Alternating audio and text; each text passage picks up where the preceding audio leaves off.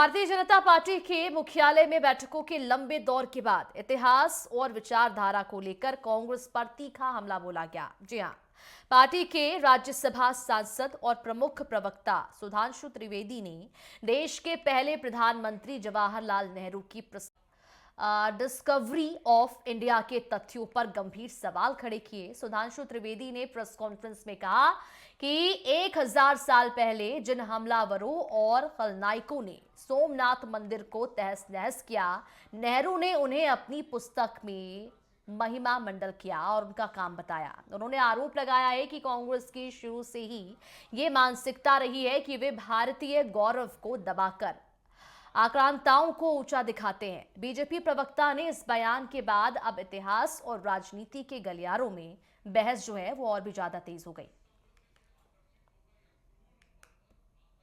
होगा, बल्कि उस दिन पूर्ण मानी जाएगी जिस दिन भारत की समृद्धि का शिखर भी उसी प्रकार उठता हुआ दिखाई पड़ेगा जिस समृद्धि से आकर्षित होकर यह क्रूर बर्बर आतंकी आक्रमण किया गया था।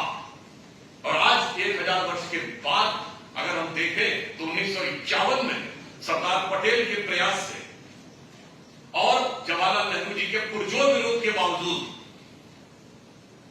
प्रथम राष्ट्रपति डॉक्टर राजेंद्र प्रसाद जी की उपस्थिति में कई देशों में देखा है, जिसके लिए दुआ इबादत भी रोज कांग्रेस के लोग, समाजवादी पार्टी के लोग करते हैं कि हिंसात्मक रूप से यहां पर सत्ता का तख्ता पलट करवाया जाए।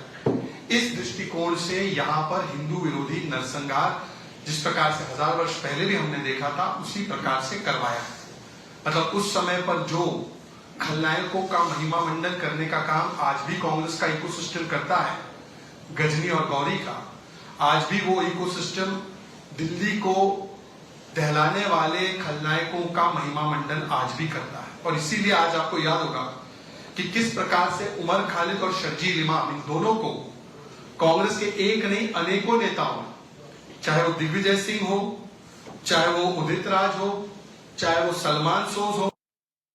मैं इस समय दिल्ली के बीजेपी हेडक्वार्टर पर मौजूद हूं और आज राज्यसभा सांसद और बीजेपी के प्रमुख प्रवक्ताओं में शामिल सुधांशु त्रिवेदी ने एक संवाददाता सम्मेलन का आयोजन किया और इस संवाददाता सम्मेलन में उन्होंने डिस्कवरी ऑफ इंडिया, जो जवाहरलाल नेहरू के द्वारा लिखी गई एक किताब है, उसका जिक्र किया। सोमनाथ का जो मंदिर था, आज से 1000 बरस पहले सोमनाथ के मंदिर को किस तरीके से आतताइयों द्वारा तोड़ा गया, उस पर उन्होंने अपनी कड़ी प्रतिक्रिया जारी की। और डिस्कवरी ऑफ इंडिया में जिस तरीके के तथ्य दिए गए हैं, उन तथ्यों पर उन्होंने सवालिया निशान लगाए और नेहरू के द्वारा लिखी गई किताब में जिस तरीके से हिंदुस्तान को दिखाया गया, हिंदुस्तान में जो आतताई आए थे उनको महिमा मंडित किया गया, उस पर बीजेपी ने अपनी कड़ी प्रतिक्रिया जाहिर की है।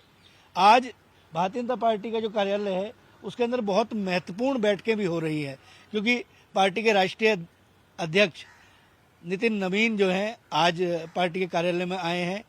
इसमें कई वरिष्ठ नेताओं ने उनसे मुलाकात की है, सुगबुगाहट है। उत्तर प्रदेश में जो बदलाव की संभावनाएं मंत्रिमंडल में लग रही हैं, उन पर भी आज चिंतन मंथन मनन होने की संभावना व्यक्त की गई। तमाम किस तरीके से जो परिस्थितियां होंगी, किस तरीके से ये फैसले होंगे, क्या बदलाव होगा, ये देखना बड़ा दिलचस्प होगा। लेकिन आज भारतीय जनता पार्टी का जो कार्यालय है वो निश्चित तौर पे थोड़ा सा हॉट रहा चिंतन मंथन मनन के लिए। कैमरा पर्सन सचिन के साथ राजकुमार चौधरी, बीजेपी हेडक्वार्टर, दिल्ली।